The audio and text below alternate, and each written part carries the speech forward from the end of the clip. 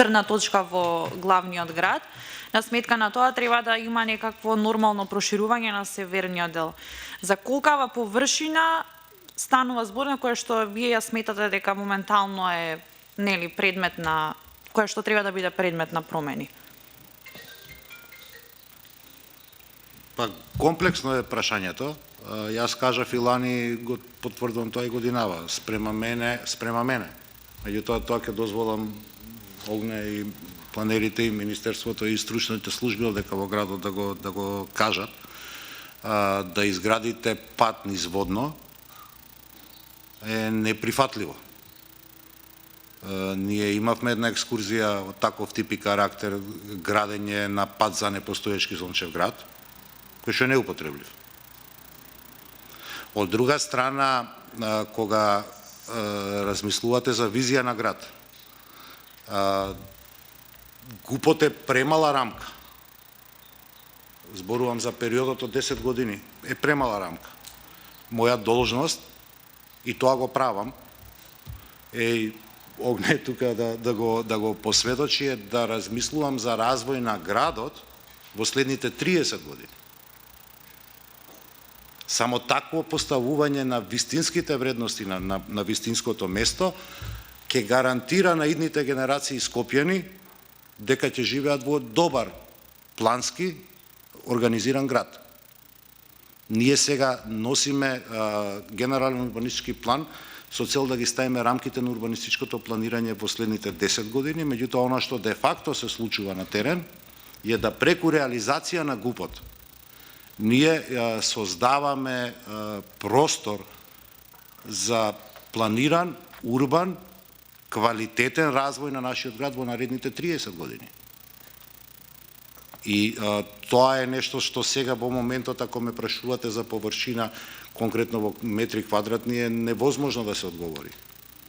Она што мора да го направите е да спремите подлога за соодветно ширење на градот, затоа што она што сега ни се случува во Скопје е заради недостаток на инфраструктура и нереализација на ГУП-от. Јас кога дојдов за градоначалник, 51% од градската инфраструктура не беше доразвиена.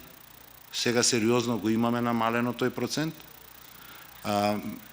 И тоа беше на уштрб на така наречената лева страна на Вардар или северниот дел на нашиот град. За сметка на неразвиената инфраструктура, нас ни се случи Кисела вода, Дебар, Мало, почетоците во Тафталиџе. Ме разбирате? Затоа што луѓето, барајќи добра инфраструктура за да обезбедат квалитетен живот, свесно или не го паднаа квалитетот на живење во овие делови од градот кои што беа урбанизирано, добро планирани. Затоа сме ние должни од позициите кои што ги имаме, особено мојата, да не дозволиме таква девастација на просторот.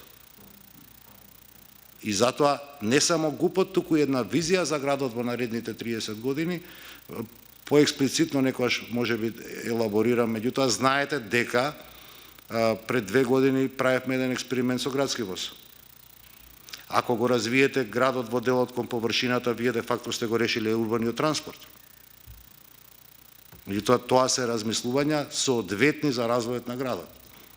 Немам јас визија дека треба да трошам 700 милиони евра во 1 километар квадратен и да го угушам успат и да го направиш градот циркус. Напротив, имам визија градот рамномерно да се развија, скопјани, сегашни, идни, да имаат квалитетно и добро испланирано урбано планирање и живот во таков град. Градоначалник, мислите дека планот кој што се прави сега за Расадник е добро планирање за градот, со тоа што ќе има таму 100 згради од 12 до 15 ката? И двајцата велите дека ќе се залагате за хуман развој на градот и урбанизација на северниот, меѓутоа еве од кога дојдовте вие за градоначалник изминативе 4 години вас, повторно урбанизацијата е од десната страна на Вардар, не е од левата страна на Вардар, односно на северниот дел. Како ќе го постигнете тоа кога еве сега се соочуваме со случајот Расадник? Нова населба во урбаниот. Параметрите кои што ги има дадено постоечкиот ГУП, затоа што можеби не до крај се внимавало при неговото носење, дозволуваат или овозможуваат да на определени простори кои што јавноста ги осеќа како потреба да бидат јавни простори, ни се случува таков тип на урбанизација. И сега балансот кој што да речам се прави во конкретниот случај е дека ние како град бараме многу посериозна редукција од тоа што било предвидено во расадник. Треба знаете дека за 3 пати се намалени површините кои што биле предвидени во ГУП-от од она што сега се случува во расадник за жал. Меѓутоа некој го предвидел урбанизирањето на тој дел од градот во смисла на градба на стамбени објекти. И по основ на тоа некои луѓе па реализирале некои права кои што немате до крај право да ги редуцирате во целост. Меѓутоа можете сериозно да го спуштите. Таму беше првичната проекција која што беше предвидена повеќе од 400.000 метри квадратни стамбена површина за така наречен развој. Па ние тоа сериозно го спуштивме како, зборувам, урбанизмот во град Скопје, секторот за урбанизам во град Скопје, меѓутоа за жал, заради решенијата во ГУП-от од 2012 година не сме во можност целосно да го редуцираме. Токму за да избегнеме таков тип на случаеви во иднина, треба и на време почнуваме, меѓутоа е многу внимателно, се вклучени сите луѓе во процесот, кажав, надвор од нас институциите, било кој, да речам, и на индивидуално ниво ќе може и да биде дел од овој процес со цел да избегнеме таква девастација.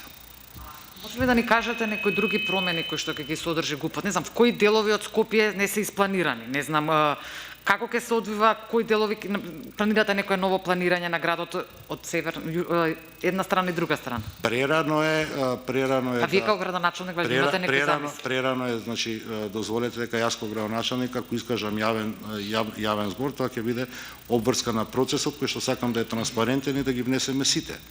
Број 1, број 2, ГУП-от не предвидува толку детално планирање за оној дел кој што вие ме прашувате, меѓутоа... Да, ама кога ги планираат деталните планови, велат тоа е предвидено со ГУП-от. Мораме така да поставиме, затоа што сепак предвидувате некоја насока. Главната насока ја предвидувате со ГУП-от.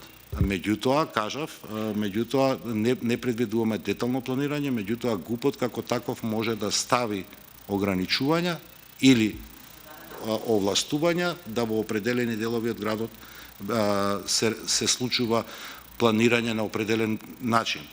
Она што сакам да го направиме во целиот овој процес, заедно со Министерството, заедно со Агенцијата, заедно со сите асоциации, е да што е можно пошироко постигнеме консензус за секоја поединечна област во која што се предвидува оваков или онаков вид на развој во градот, урбанистички развој. Кога планирате да почнете да барате нова фирма за тунелот под Каля, бидејќи најавивте такво нешто и тоа беше, впрочем, и ваш приоритет, намазат се зборуваше многу за тоа? Јас сум човек кој што преферира добро да испланира пред да влезе у реализација. Затоа веројатно и многумина мислеа дека првата година градоначалникот не работи ништо. Меѓутоа видовте дека како влеговме во реализација, немаме застанати, ја немам намера да застанам, јали нареднава една, јали наредниве 5 години. По таа една, односно 5 години, ќе дојде до реализација и на тунелите. Ние имаме еден автопат кој што се гради 7 години заради тоа што некој волунтаристички го испланирал автопатот. И не чини 100 милиони евра повеќе, затоа што бил лошо проектиран. Таков луксус не мислам дека му е потребен на град Скопје. А мислам дека до крајот на месецот ќе биде распишена постапката за избор на нов тендер. Господине Шилегов. Да. Значи, има ли начин да се смират страстите помеѓу навивачите? Не знам дали следевте што се случува, имате ли некој апел, некоја осуда за сето тоа што се случуваше? Ќе ме однесете во делот на политиката, сепак сум јас горд представник на Социјалдемократска сојуз на Македонија. Секогаш кога го имаме ВМРО ДПМН во опозиција, имаме провокации на национална основа. А вие подобро од мене знаете кој командува со навивачките групи. Замолувам ВМРО-ДПМНЕ да ја напушти праксата да се игра лесно со емоциите на луѓето. Особено најдлабоките емоции, како што се националните. Не можеме да отидеме во добар правец. За жал, искуството последните 15 години, која е таа политичка партија, кажува дека многу лесно се игра со емоциите, особено националните, особено верските, особено етничките, со цел да се реализираат политички поени. На крајот, таквата игра нема да донесе добро никому. А тоа е дефинитивно лесно запаллива материја. Дефинитивно лесно запаллива материја. Ке ве вратам кога е таа политичка партија, за мене лично без сериозна политичка доктрина, туку купи ден помини партија, каде е тиранската платформа? Каде е распадот заради така наречената двојазичност, како што ја декларира? Каде се XY апокалиптични сценарија што ги предвидуваа за оваа држава?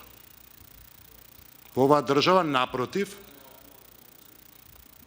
надвор од нивните предвидувања, сега гледам се играат со Бугарија, со Гоце Делчев, работа што политички не е декларирана од СДСМ како таква, се импутира дека е таква.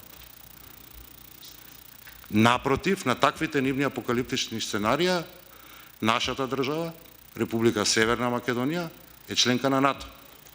Нашата држава, Република Северна Македонија, ќе раководи со Берлинскиот процес сега, за непол месец. Нашата држава, некаде околу нова година, ќе го започне членувањето во Европската унија. Преговорите за членување во Европската унија. Затоа многу суптилно треба да се однесуваме. Јас ценам дека таму се уште има минимум одговорни луѓе, кои што нема индиректно или директно да ги подхрануваат ваквиот вид на сценарија. Граѓаните ги повикувам да задржат разум, мир, стабилност, рационалност во своето однесување и да не подлегнуваат на ситни провокации, кои што очигледно дека некој ги прави за собствена политичка агенда. Во нормална демократска партија требаше да се разговара, што изгубила избори, треба да се разговара за промена на раководство или за непромена на раководство, а не да се прават обиди за не знам си какви све демонстрации или какви све обиди за насилство на улица со цел да се избегне одговорноста. Дека го направивте првиот чекор за стопирање на полнењето на Вардариште, кој е вториот чекор? Дали ќе оставите на надлежното министерство да го реши овој проблем и што може да се очекува? Кога ќе се реши тој проблем? И уште едно прашање имам, ако е се подготвено, кога ќе се отвори стационарот Лајка? Депонијата Вардариште, веројатно тоа ви е првото прашање, така? Да. Депонијата Вардариште е локација каде што за жал на несоодветен начин било депониран комуналниот отпад на град Скопје некаде околу 30-40 години. Таа за жива среќа веќе не е во функција. Градот, откако сум јас дојден, направи студија во која што студија за санација на локацијата, која што студија ги подразбира најсовремените техники и технологии што ги познава цивилизацијата во моментот, а за чија што имплементација, за жал, ние како град немаме доволно средства. Таа е некаде преку 20 милиони евра. Бидејќи не е само поентата или не можете тамо, бидејќи не станува збор за инертен отпад, па само да го затрупате, туку мора да се направат и посебни подлоги за сливање на атмосферските води, за да не влага тоа во Вардар и сличен тип сега на активности да не ви кажувам. И јас очекувајќи дека, како што и во теков на пресов кажав, кога ќе ги отпочнеме преговорите за Европска унија, ќе се отворат и фондовите и тогаш многу поедноставно и ние како град и Министерството за животна средина како централна институција ќе работиме на овој проблем што според мене е еден од во моментот главните еколошки проблеми што го има нашиот град.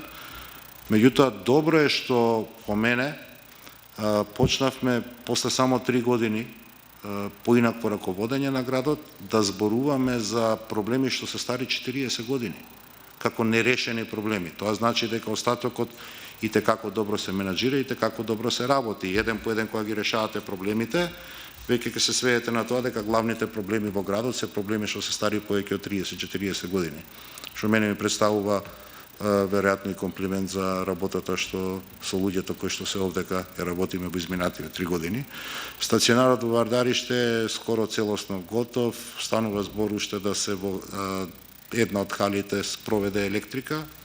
Јас мислам дека до крајот на оваа недела целосно ќе завршиме и со уредувањето. Таму однесовме делот асфалтот гребен кој што сега ги работиме улиците со цел да изработиме еден поквалитетен пристап и ќе биде агенцијата има закажано контрола на 25 септември, агенција за храна и ветерина, со цел да после тоа, од кога ќе биде одобрено функционирањето, го ставиме во конечно стационарот во полна употреба.